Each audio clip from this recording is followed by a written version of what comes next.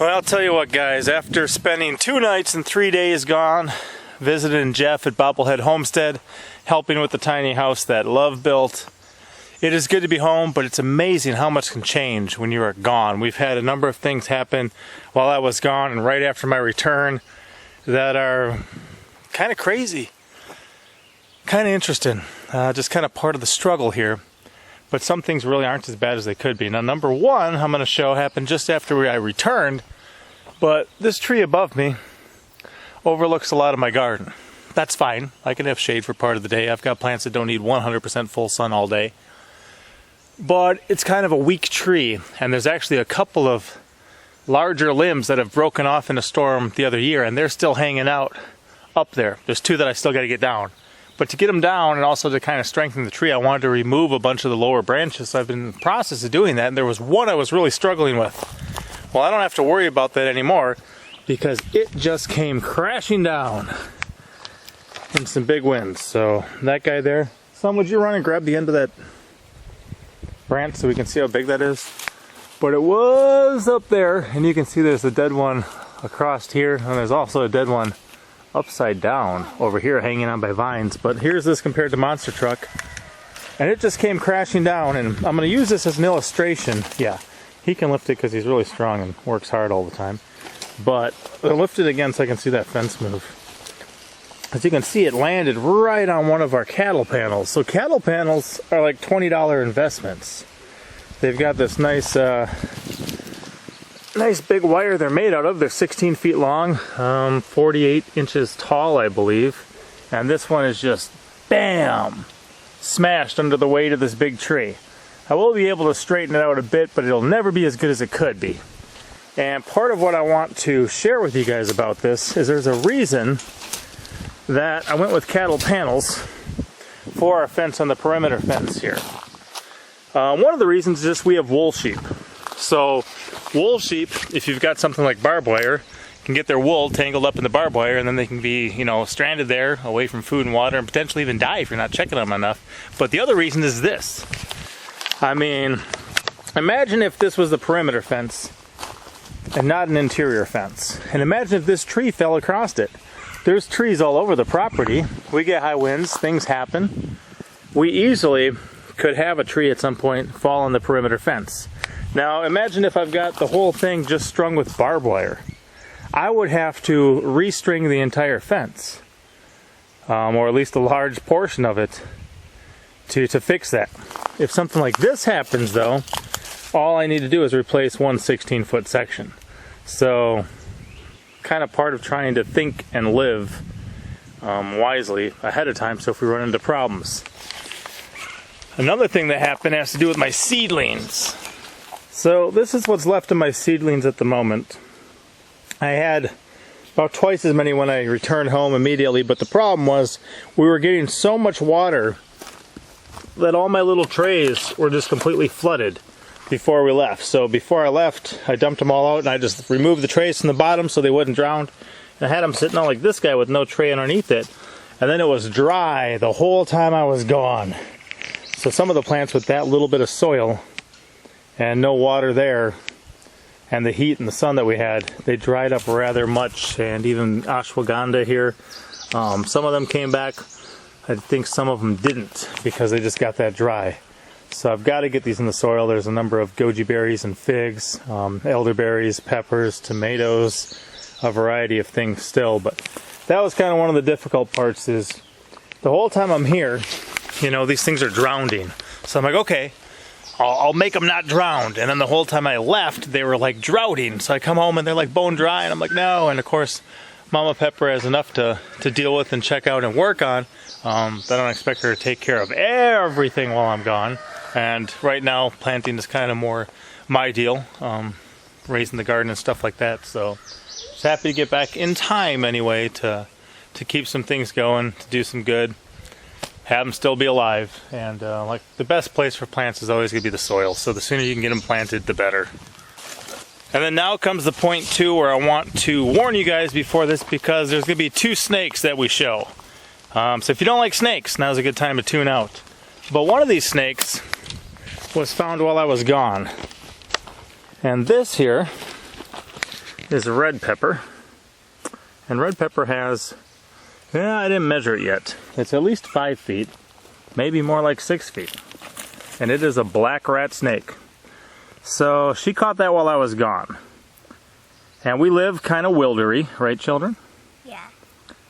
And so we encounter snakes. I mean, anyone, pretty much except for a few places in the world, has a potential of living with snakes.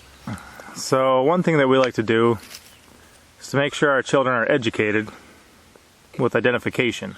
A lot of people are absolutely terrified of every single snake, and you know, there's lots of snakes that can bite, but the venomous ones are the ones we really have to worry about. The reason that she captured this one and detained it is so that we can relocate it. And the reason that we want to relocate it is what, child? Because we don't just want to kill it because they're good for eating rats. Why I wanted to catch this one is because it was close to our chickens and it can eat our eggs. Yeah, so actually in the state of Arkansas, it's technically illegal. Lots and lots and lots of people don't care about that, but it's technically illegal to kill a snake unless it's in some sort of life-threatening situation. As far as people are concerned, there's never going to be a life-threatening situation that a black rat snake is going to be able to put someone in. So that's one piece of food for thought. But if we have it around here, it could easily eat our rabbits, especially the smaller bunnies. It could easily eat our quail, the chicken and duck and guinea eggs, things like that. So we think it's better to send it on its way, let it go live a big, marvelous life somewhere else.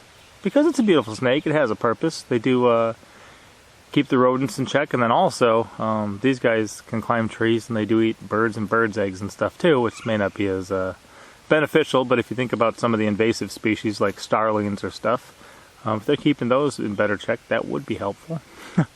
So this is one of the things that happen. You know, I leave for 3 days, and I come home, and our what are you, 7 years now? Yeah, the 7-year-old has like a 5 or 6 foot snake she caught. So we like to have our children too. I don't mind if they understand them a little bit, or if they learn about them, or even if they handle them. You can see she's controlled the head of this animal the whole time, so it won't be able to bite her. But we definitely don't want them just running around grabbing everything they see in the wild. There's plenty of reptiles and even mammals that can be dangerous to encounter in the wild. So gotta ask permission, but when they do, we'll let them check them out a little bit. So the other snake was a little more dangerous, guys. I wasn't even home for an hour and found this. And this is right out by our poultry, right out where we get water for things. But that there, you can see it is a copperhead. So this is one of the venomous North American pit vipers we've got in the area. This is one, I'll probably use this one for a video and then relocate it. But this is one that can actually pose a threat on a whole level that a non-venomous snake couldn't. Beautiful snake, but the problem is they're very well camouflaged. So even out here on the wood chips, a little hard to identify, a little hard to see. It was moving when I was out here. I was actually right over by those tamarillos, and I happened to see it slide, and I thought, uh-oh, there we go. So I called the kids over because they had just been in this area and kind of just warned them about awareness. And again, there's plenty of places you can live. I mean, even in Wisconsin, we had 2 types of rattlesnakes. Plenty of places you can live where it's possible to encounter snakes. You just have to know what you're doing and how to avoid them, how to be wise around them. I've even seen them in cities down by the bars once. I saw a guy, he was staring at the curb real peculiar like, and I'm like, what in the world is this guy doing? And what he was doing was looking at a snake, but, you know, middle of a city type thing.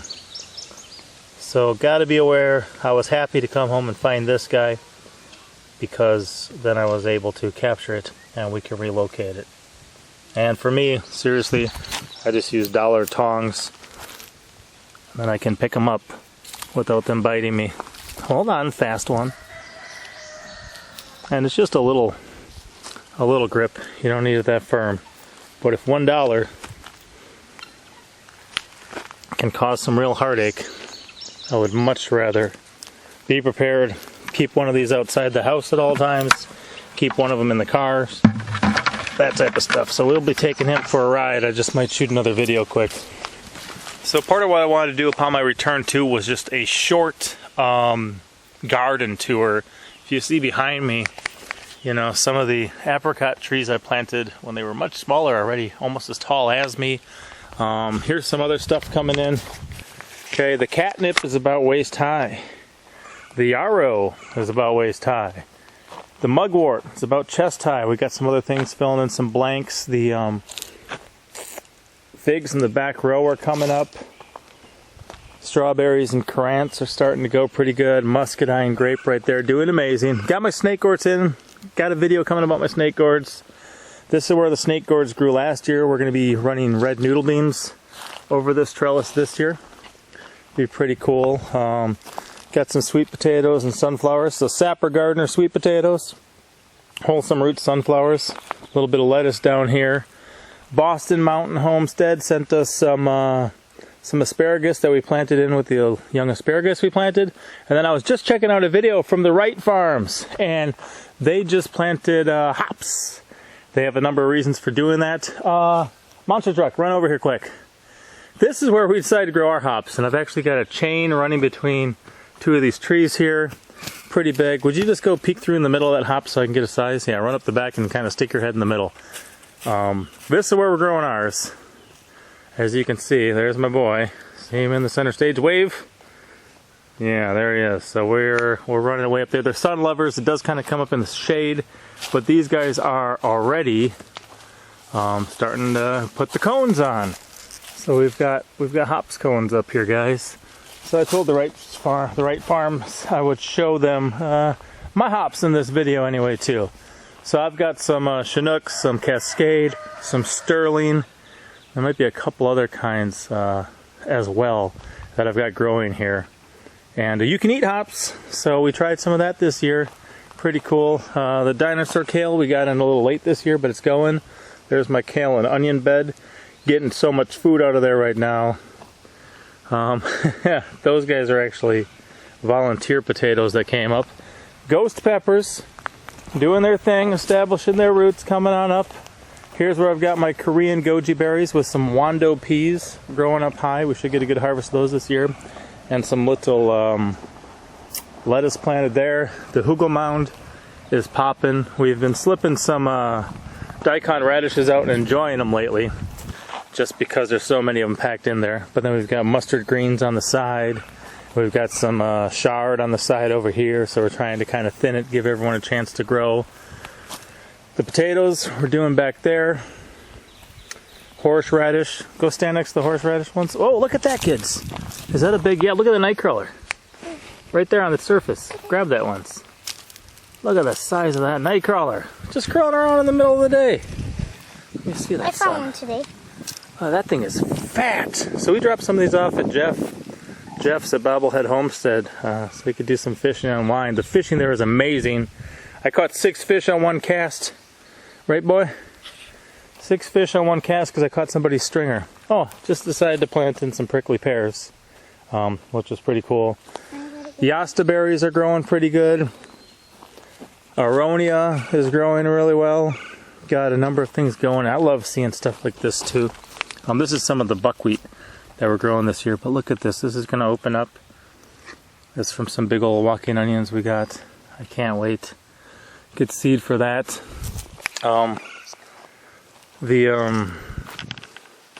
We got these from Shalom Acres. These are some golden raspberries, but they're going to be really good in a minute. These are also from Shalom Acres. One of our strawberry beds doing excellent. Here I've got some of our summer squash planted in a row with some purple ice plants. I'll be doing a video about those and why I like those. This is a Japanese wing bean that we're going to let grow over this trellis. My yacon. Got 3 of those coming in here right now from Bob Mills Gardens. Pretty good stuff. And yeah, what he's got there is actually the wild passion fruit. So we're letting that grow up. And a lot of other things are just kind of moving along and coming in. I'll show you those snake gourds quick too. This is one of the most lush areas of our garden here, with the cabbage and walking onions and yeah, look at the size of that, guys. Look at that. Yeah, don't put too much strain on it because that's a heavy snake, but wow. But the grapes at the top and the strawberries are doing amazing. This is my sunchokes, and here's where I'm growing the snake gourds. And a lot of them were started from seed inside, and I just planted some seeds too. But you can see they're going to be flowering soon and starting. The cold hardy kiwi is doing well too. That's what this is eventually going to be for. But this one actually got broken in half the other day in the wind. This was much taller, and it just got ripped in half. So we'll see. Keep an eye on them, keep them growing. But we've got a lot of stuff planned, a lot of stuff coming. Son, I see one of yours sprouting. Yeah. Wow. Let's go check it out. So the kids all got projects. Here is Pinky Pepper's little watermelons, the Benicodina, I think, growing up. And here is one of the snake bean gourds popping up. What's that? That's not it, son. You planted a giant seed. That's a tiny little thing. See this? It's going to be like this size. So we'll keep an eye for others. So that's a little bit of the garden. I guess I'll head over there and show you that part too. This is my other hugel mound type experiment that I plan on getting going pretty soon. We'll get there. But here is where I'm growing my baby fat achicha cucumbers this year. Got from American Homestead. So they are coming up marvelously. I wasn't sure the germination rate on them, so I planted them kind of aggressively, packed in there. But they should be able to cover this, and then eventually I want to finish the garden pond there and put in some seeding here to check it out. And this fence line here, we've got peppers growing with bitter melons that are going to hopefully cover this, and I've got some crazy stuff planned for the top of this too. We've got a duck in there sitting on 17 or 19 eggs. Guineas are starting to lay and sit. Our barred rock is sitting. Pretty exciting stuff. Pretty exciting stuff. Yeah, that one looks just like its mother.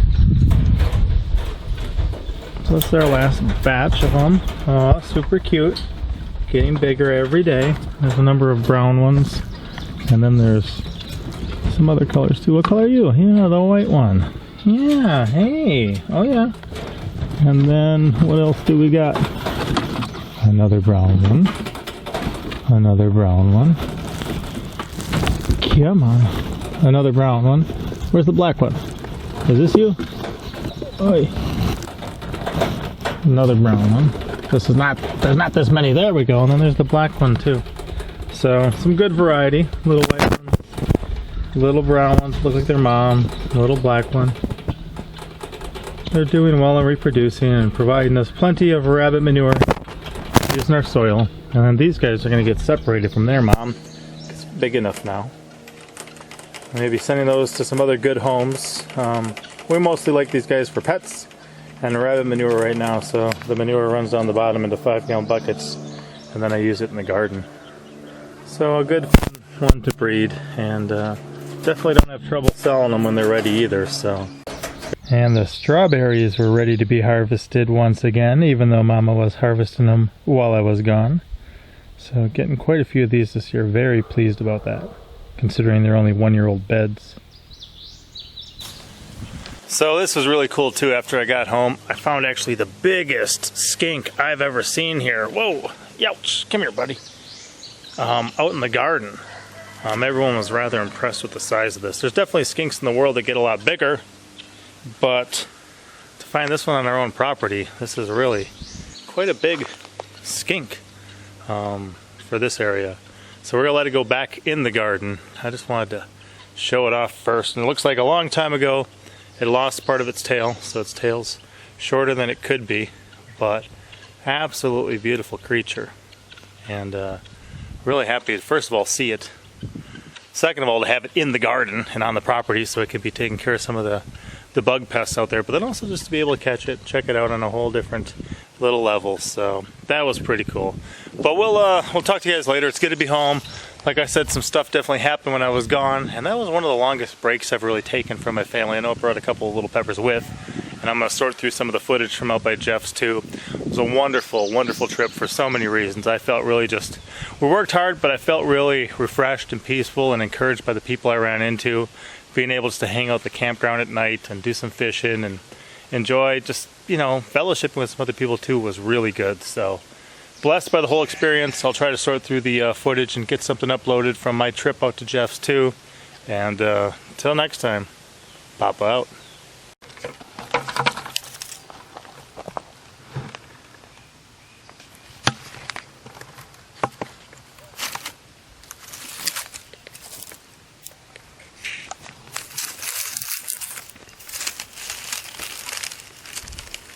Goes back to its job.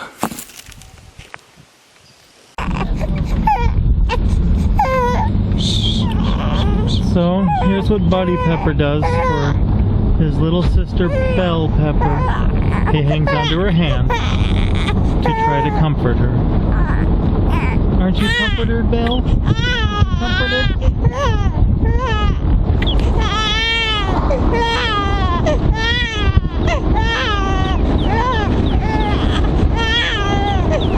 As always, I'm Papa Pepper, and I'd like to remind you, don't post for free. If you'd like to be part of a revolution in social media, an economic power to the people where users can actually blog for cryptocurrency, then I'd recommend that you check out steemit.com and join the revolution. Papa out.